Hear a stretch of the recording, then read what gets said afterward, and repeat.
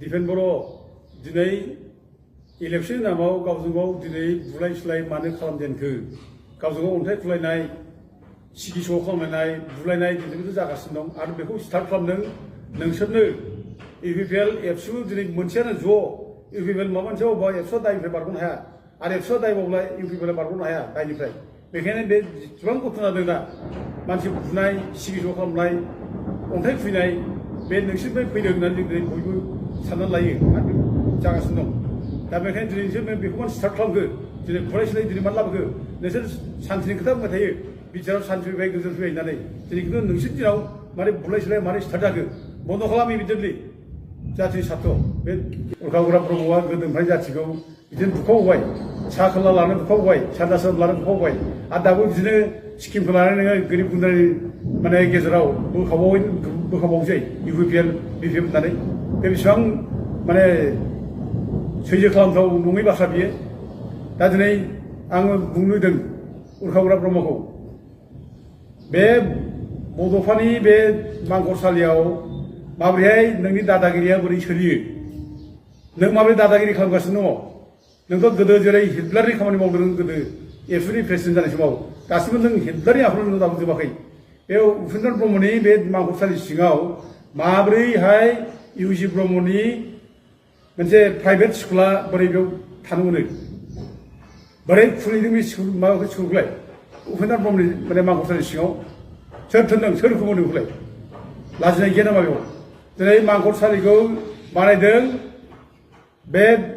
दतमा ओनसोलनि रामफलबिल पाटगाव ओनसोलनि रायजो राजाफोरखौ लानानै जोङो ज' दावराव दैखोब नार्जारि आरो माखासे इन्जिनियारफोरा ज' लोगो लानानै बल्दार बे मायाव पाटगाव आथियाबारियाव थांनानै डिअ'जों रायज्लायनानै जों बल्दार रोगानानै लाबोनानै बे मांखरसालिनि बे जायनाखि बाउन्डारि वाल बेखौ दावराव दैखोब नार्जारि आरो माखासे इन्जिनियार बिसोर जयै खालामदों रायजो राजाफोरनि सहाय लानानै दिनै बे मांखरसालिया रायजोफोरनिसो बर'फोरनिसो जायगा बियो बर'फोरनिसो बियो दिनै बे जायगायाव बोरै उरखावग्रा ब्रह्मआ माबोरैहाय माने गावनि प्राइभेट स्कुलनि माने माबाखौ मारै बेयाव दोननो मोनो प्राइभेट स्कुलखौ बोरै बे जायगायाव खुलिनो हायो इमिडियेट उथायनांगौ बेखौ रायजो राजा बेखौ कमप्लेन होगासिनो दं बयबो बुंगासिनो दं आरो दिनै बिनि बादैबो दिनै आं बेखौ बुंनो लुबैदों उरखावग्रा ब्रह्ममोननि दिफेन बर'मोननि जाथि थगायनाय जाथि माने फाननाय बे दिनै रोखा रोखा नुजाजोब्बाय बयबो मिथिजोब्बाय बड'लेण्ड रायजो नाङा होननानै सुक्ति खालामना लाबोनाय जेराव बड'लेण्ड रायजोनि थाखाय रायजो राजानि थै लानानै सहैदोंमोन थै लानानै सहि लानानै मेवना हैदोंमोन दा दिनै जे माने सुक्ति खालामनाय समाव बड'लेण्ड रायजो नाङा होनना फैबाय रायजो राजाखौ मिथिदों बाथ्रा गैला नोंसिनि बिटिआर सुक्तियाव दिनै गामि दानख'नाय मोनसे क्लज लाना फैबाय बड'लेण्ड रायजोनि जायगायाव नोंसोर माने गामि दानख'नाय सुक्ति लाना फैबाय बड'लेण्ड रायजो फोजोबस्रांनायनि मोनसे सुक्ति नोंसिनि आमोलाव जाबाय दिनै बेखौथ' रायजो राजा नुयै बाथ्रा गैया दिनै नोंसिनि दिनावसो दिनै जोङो बयबो रायजो राजाफ्रा जे बड'लेण्ड रायजो बिटिसि बे जोबनायनि लामायाव जे फैबाय बिटिसि जोबनायनि लामायाव फैबाय बेखौ दिनै रायजो राजाफ्रा नुयै बाथ्रा गैला दिनै जोंनि मेगनावनो रायजो राजा बयबो गावनि मेगनजोंनो दिनै नुनो मोनसिगोन जे गोदो गोदाय जेरै माने बर'फ्रा रायजो दंमोन राजा दंमोन डिमापुर माइबं नोगोराव बर'फ्रा माने रायजो खुंदोंमोन बे बाथ्राखौ जों जेरै बुङो रायलायो दिनै थद्रुब दिनैबो जों दिनै बे बाथ्राखौनो जों रायलायनो मोनसै खोनासंनो मोनसै दा नुगासिनो दङ जे जोंहा बर'फ्रा माने बिटिसि दंमोन बे बिटिसिया जोबलांबाय बे बाथ्राखौ दिनै दुखुनांथाव जारिमिनखौ जों नोंसिनि खर्मनि गेजेरजों जों दिनै बर'फ्रा नुनो मोनसै नोंसिनि दिनावनो दिनै बर' जाथियाव दिनै न' बां सावना ओंखारजानाय मानसि गावथारजानाय बुथारजानाय बे जिनिसखौ दिनै नुगासिनो दङ गाबगु खुगु आलाय सिलाय जानाय बेखौनो जों नुगासिनो दं नोंसिनि दिनावनो दिनै माने बर'फ्रा जेल जागोमानाय आलाय सिलाय जानांनाय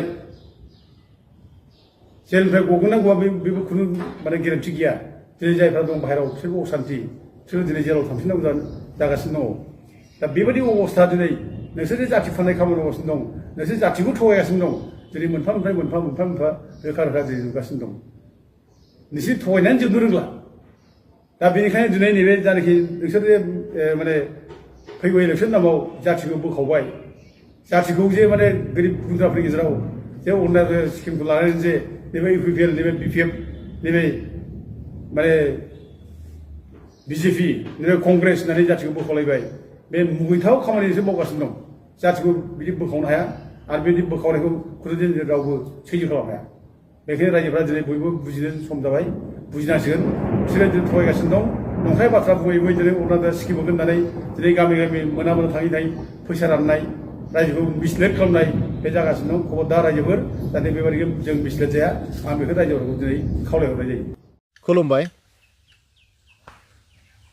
मैया हर गेजेराव मोनसे निउस नुदों जेराव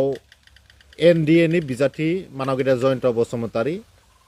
लोगोसे बिटिआर नि सिइएम मानगिदा प्रमद बर'खौ थांखिनानै प्रहलाद ब्रह्म बिथां लोगोसे गसाइगाव डिस्ट्रिक्ट बिपिएफ नि जा पेज दङ बेवहाय थोंजोङै मोनसे बाथ्राखौ लानानै बिथांमोना एलिगेसन होदों दा बेनि सायाव क्लियारिफिकेसन बा रोखा खेंफोरथि होनानै दिनै इउपिपिएल नि जानानै जोङो बुंनो नागिरदों जोङो बर' रायजो राजानो बिटिआर बासिनो रोखा रोखायै मिथिहोनो लुबैदों जे मैयानि जा जाथाय बेयाव जोंनि दोलोआ बा एनडिए नि बिजाथिया बा इउपिपिएलआ बेवहाय जेबो इनभल्भमेन्ट गैया दा मानो थाखाय प्रहलाद ब्रह्मआ थोंजोङै जोंनि एनडिए नि केन्डिडेट बर' रायजो राजानि केन्डिडेट बा इउपिपिएल नि केन्डिडेट बिथांखौ समालोचना खालामखो बेनि सोमोन्दैबो रोखा खेंफोरथि होनो थाखाय दिनैनि खौरां मेलखौ खुंनाय जादों बेयाव बाहागो लानो हानाय खौरांगिरि लोगो नोंथांमोन दा मैया जि बाथ्राखौ जोङो निउस मिडियानि गेजेरजों नुदों बेयो जोबोरैनो दुखुनांथाव मानोना बेवहाय थोंजोङै उइदाउट एनि प्रुफ इउपिपिएल दोलो बा एनडिए नि बिजाथि जयन्त बसुमतारीखौ बेवहाय टारगेट खालामनाय जादों जेरावनोखि जोंहा इउपिपिएल हिसाबै मोनबो सोरखौबा एटेक खालामनांगौनि बा सोरखौबा एटेक खालामनाय एजेन्डा गैया इउपिपिएलआ जोनोमनिफ्रायनो सानफ्रोमबो सान्थिनि पयख' थानानै गोजोननि पयख' थानानै खामानि मावगासिनो दङ आरो बाथ्रा बुंगासिनो दङ दिनै बिटिआर एकट जानायनि उनाव दुलाराय बर' फरायसा आफाद एनडिबि नि मोनब्रै फेक्सन आरो इउपिपिएल नि नाजानायाव साफ्रोमबो बर' रायजो रायजानि नाजानायाव दिनै मोनसे मोजां एकट जालांबाय दा बे एकटनि मुङानो जाबाय सान्थिनि एकट पिस एकट गोजोननि सुक्ति बे गोजोननि सुक्तिखौ माखासे मानसिफोरा टारगेट खालामनानै जायफ्रा सानफ्रोमबो असान्तिखौ लुबैयो बिथांमोना बिटिआरआव सानफ्रोमबो असान्ति जाजानायखौ लुबैयो दा बै असान्ति जाजानो लुबैनाय मानसिफ्रा सानफ्रोमबो जोंनि बिटिआरनि सिएम मानगिरि बिथांखौ टारगेट खालामनानै बाथ्रा बुंनायखौ नुदों दा मैयानि जा प्रहलाद ब्रह्म बिथांनि न'खराव जानाय इनसिडेन्ट बेवहाय जों इउपिपिएल हिसाबै मोनबो लोब्बा गैया आरो जोंनियाव बिदि जेबो गाज्रि साननायबो गैया जोङो कुइसनसो खालामनो नागिरदों बिथांमोना मा बुंनो नागिरदों बिथांमोना गावसोरा इलेक्सन जेनसिगोनखाय गावसोरनो गावनि न' एटेक खालामना लानानै दिनै बर' रायजो राजानि सेम्पिथि बोनानै इलेक्सन देरहालांनो नागिरदों नामा जोंनिफ्राय कुइसन बिथांमोननिसिम माखासे समाव जों नुयो जायफ्रा असान्ति नागिरग्रा मानसि बिथांमोना असान्ति खालामनो हायाब्ला गावनि न'खौनो सिमफायना लानो नागिरो आरो दायखौ गुबुननो होनो नागिरो थिग बेबायदिनो बेयावबो माबाफोर रहस्य हाबनानै दङ नामा जोङो खावलायदों प्रशासननि जाय एडमिनिस्ट्रेसननि हेड बिथांमोना बे जाथायनि सायाव बे इनसिडेन्टनि सायाव स्पेसियेल मोनसे इनकुवारि खालामनांगौ मानो होननानै बुङोब्ला जों राजखान्थियाव नुयो जे रायजो राजानि सेम्पेथिखौ बोनो थाखाय माखासे मानसिया गावबा गावनो एटेक खालामनानै लायो दिनैनि तारिखाव जों सोरखौबा एटेक खालामनांगौ मा दङ दिनै साफ्रोमबो बर' रायजो राजायानो दिनै गुबुन गुबुन हारि माहारिनि मानसिफोरा बिटिआरआव इउपिपिएल सरकारखौ सापर्ट खालामगासिनो दङ जोंनि एलायन्स गभर्नमेन्टखौ सापर्ट खालामगासिनो दङ दा बे समाव जोङो सोरखौबा एटेक खालामनांगौनि मा बाथ्रा दङ थांनाय गोलाव समाव जाय समाव हाग्रामा महिलारि बिथाङा सरकार खुंदोंमोन बै समावसो गोबांबार जोङो हारियारि दाङाबाजि जानाय नुदोंमोन गुबुन गुबुन हारिनि गेजेराव जोंजों लोगोसे जुद्ध खालामनो गोनां जानाय मोनसे परिबेसखौ मानाव गेदेर हाग्रामा महिलारि बिथांनि समावसो जों नुनो मोन्दोंमोन दिनै मानाव गेदेर प्रमद बर' बिथाङा सिएम जानायनि उनाव मोनबो हारियारि दाङाबाजि बिटिआरआव जायाखै थांनाय 3 बोसोराव मानसिफ्रा बुंनो हाया जे सप्तासे बन्द जादों होननानै जों बुंनो हायो सिंगल ए डे बन्द बेवहाय जायाखै किन्तु हाग्रामा महिलारिनि समाव गोबां बार सानफ्रोमबो बन्द'खि बन्द' जाबाय थादोंमोन अब्ला बै समाव असान्ति जानानै दंमोन जाय समनिफ्राय एबसुजों लोगोसे एनडिएफबिनि जोहोलावफ्रा इउबिपिएलनि जोहोलावफ्रा गासैबो ज' जानानै मोनसे पिस एकर्ड खालामनानै फैबाय बिनि उनाव जोंनि गेजेराव मोनसे गोजोन फैबाय बे गोजोन फैनायनि उनाव माखासे मानसिफोरा जायफोरा गोजोनखौ मालाबाबो हास्थाया गोजोनखौ नुनानै एलार्जि जाग्रा मानसिफोरा असान्ति खालामनो थाखाय बेबायदि सिचुएसनखौ गेजेर गेजेर खालामनो नागिरो हारिनि गेजेराव भुल बुजाबुजि खालामनो थाखाय माखासे मानसिफोरा मिडियायाव बाथ्रा बुंबाय थायो बेनिफ्राय साफ्रोमबो बर' रायजो राजाया सांग्रां जानांगोन दिनै इलेक्सन खाथिखाय सोरबा गावनि न'खरावनो अन्थाइ खुबैना लानानै दरजाखौ सिमफायना लानानै जुदि इउपिपिएलखौ दाय होनो नागिरोब्ला बे खिन्थु गोरोन्थि जागोन जोङो बेनिखायनो प्रशासननि बिथांमोनखौ खावलायदों एडमिनिस्ट्रेसननि बिथांमोनखौ खावलायदों जे जेरैखि जाया बेयाव मोनसे स्पेसियेल इनभेस्टिगेसन आरो इनकुवारि खालामनांगौ बेयाव सोर इनभल्भ दंमारो बे इन्सिडेन्टखौ गावनो खालामना लामादों नामा इलेक्सनाव सेम्पेथि बोनो थाखाय भट बोनो थाखाय बेयो मोनसे गोदोर कुइसन प्रहलाद ब्रह्म बिथाङा उइदाउट एनि प्रुफ मानो बिदि बुंखो माबायदि बिदि बुंनो मोनखो माबायदि बुंनो हाखो बिथाङा जोंहा बिथांनि सायाव दाउट जादों आरो बिथांखौ जों चेलेन्ज खालामदों जुदि बिथांनि न'खराव जुदि इउपिपिएलनि सोरबा सोद्रोमाया